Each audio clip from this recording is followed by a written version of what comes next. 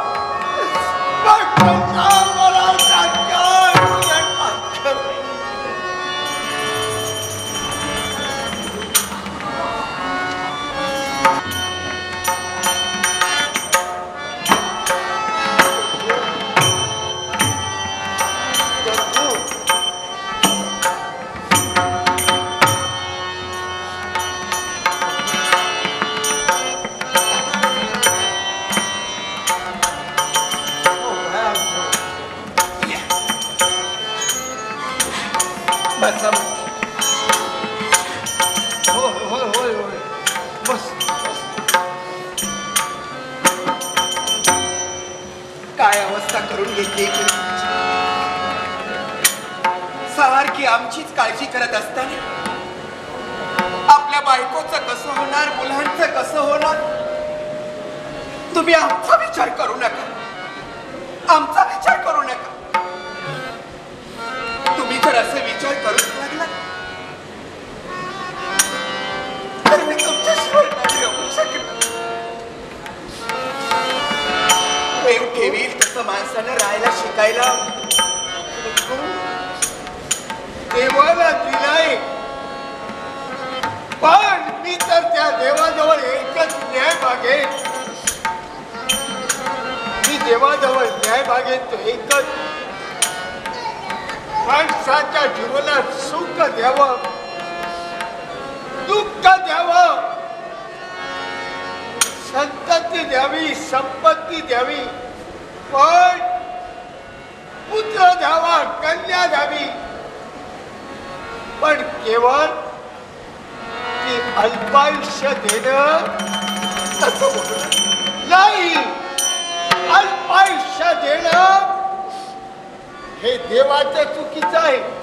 बसा प्रसंग सुद्धा त्या परमेश्वरानं आपल्या जीवनात उभा करून मुलं नव्हती झोपी गेली. तुमची फार वाट पाहिली. तू दुःखी त्याला कारण आहे.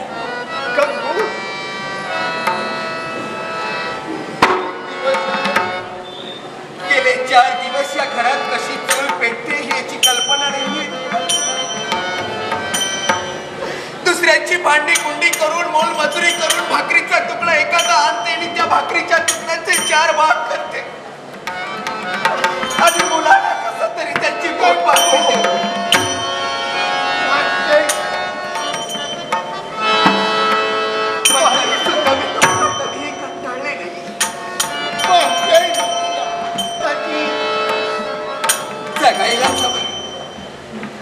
त्या मुलांचं संगोपन आम्ही नाही करणार तर कोण करणार? परमेश्वर जन्म दिलाय त्याला. काय असेल पण काय नाही ग मला. त्या परमेश्वराला आपली कधीच दया येणार नाही का? एक तरी दिवस आपल्या जीवनात कधी तो सुखाचा आणेल का? उद्या आपली लेकरं मोठी होतील, ज्यावेळी या जगातला सारा त्याला कळू लागेल. आपल्या गरिबीला कंटाळून नक्कीच आपल्याला ती दूषणं देतील ना. हे विलेहन ते कशीची राहावे, कितीच राहावे. काय मी बरेच दिवस तुम्हाला विचारेन म्हणते. आज विचारेन, उद्या विचारेन असं म्हणता म्हणता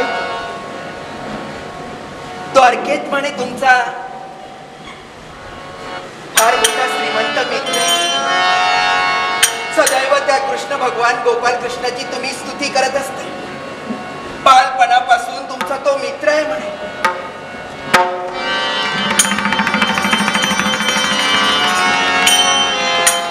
सारखी त्याची तुम्ही आठवण काढत असता. ऐकून माहिती फार मोठा श्रीमंत आहे. सोन्याची द्वारका त्यांनी निर्माण केली आहे. दुःख दारिद्र्य त्यांच्या द्वारकेत कधी चुकून सुद्धा झळकत नाहीये. हो, असा तुमचा जीवाभावाचा मित्र.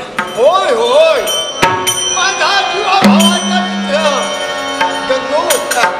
माझ्या जीवाभावाचा मित्र, द्वारकेचा राजा गोपाल कृष्ण. काय झालं? मी काय म्हणते,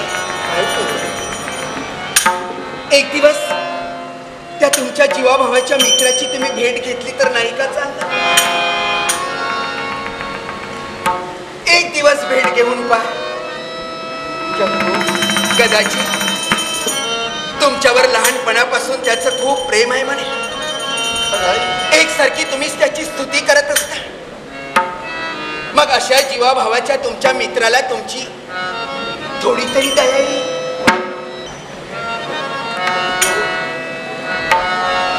कृष्ण हा माझा बालपणीचा मित्र.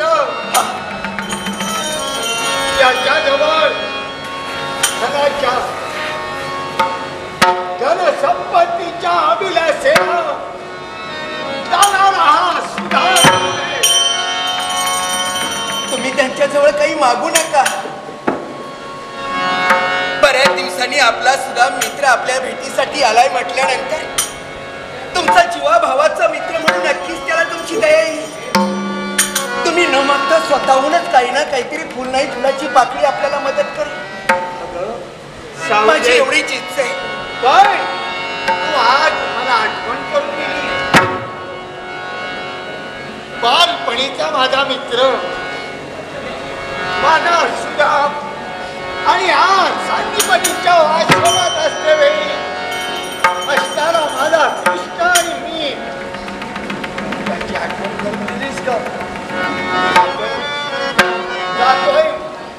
जातोय मी माझ्या मित्राला भेटण्यासाठी.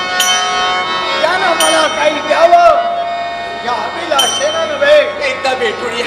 पण निदान तुझ्या मुली आवडणारी इच्छा पूर्ण करण्यासाठी येतोय.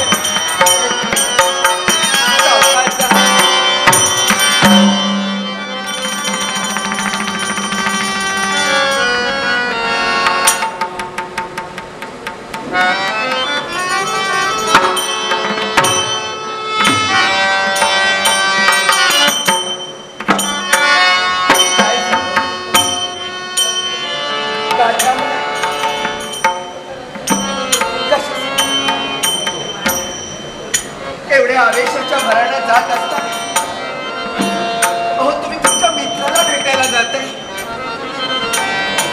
मग तुमची पावलं माघारी का वळली? माझ्या मित्राला भेटायला जातोय का? पण शास्त्र नियम आहे तो गुरुच्या, मित्राच्या, भगिनीच्या भेटीला जातेवेळी मी त्या